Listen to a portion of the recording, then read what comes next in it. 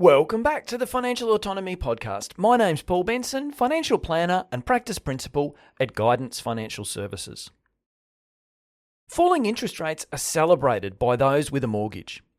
But there are plenty of people on the other side of the ledger with accumulated savings. For them, lower interest rates means less income. But looking at the headline rate alone isn't telling the full story. Interest rates and the inflation rate are tightly linked. An understanding of the concept known as real return is worth getting your head around. Without it, there's the potential to make investment mistakes. So, without further ado, let's dive into this week's episode, The Real Deal on Rates and Inflation.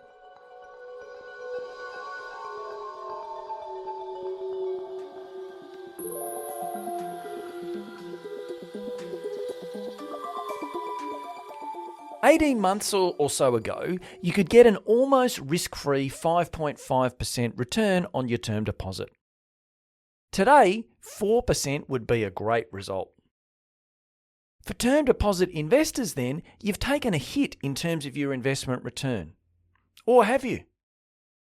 Inflation spiked as we bounced out of COVID due to the enormous amount of government cash pumped into the economy to keep things ticking over during this unprecedented period. Lots of money chasing a limited amount of goods and services meant that prices went up rapidly, something most of us certainly experienced at the supermarket and in our daily lives.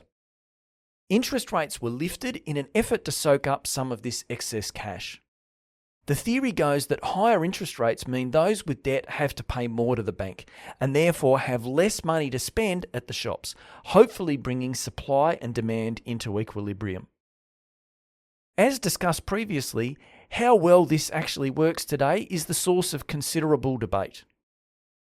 As the proportion of our population who are retired grows and our retirement system requires that everyone hold investments and be self-funded, there's a very reasonable argument that in fact raising and lowering interest rates only serves to alter who does the spending, rather than changing the total level of spending.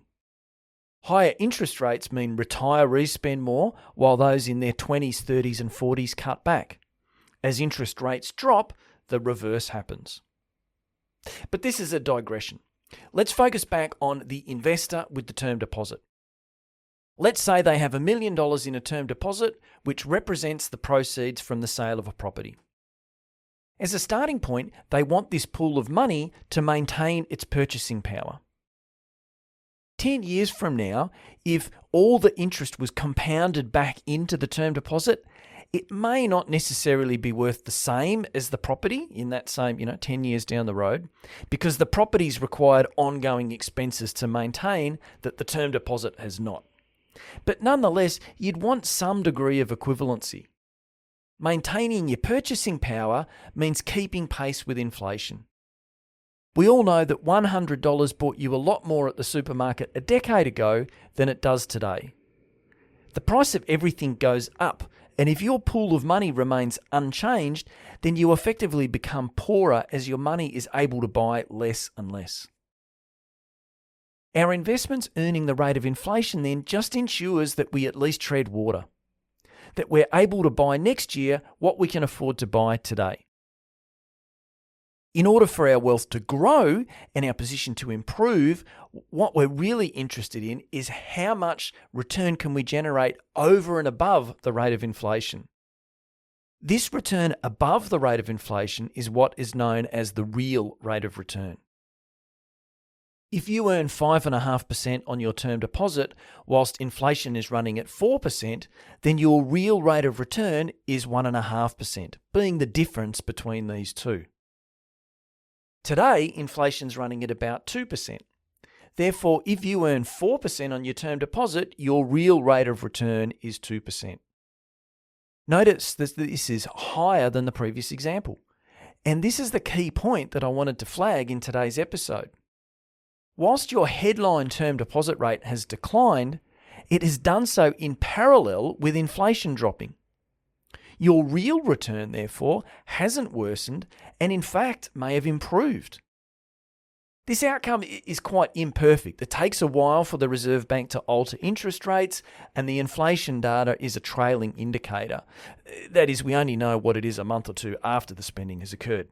But nonetheless, there's always some degree of relationship between interest rates and inflation. And as such, a focus on the headline rate alone can lead to false impressions and potentially investment mistakes. By mistakes, what I mean is people feeling that they need to exit their term deposit and shift to a more risky investment because the return in the term deposit is no longer adequate. Now, there may well be a case for moving from term deposit to a more growth-oriented investment, but this should be informed by changes to the real rate of return as well as your investment objective and risk appetite. The headline interest rate declining in isolation is not enough to prove this necessity for a change. Well, thanks for listening. If you're not currently a Guidance client, check out our website to learn how we can help you. The address is Guidance FS for financial services, guidancefs.com.au. All right, bye for now.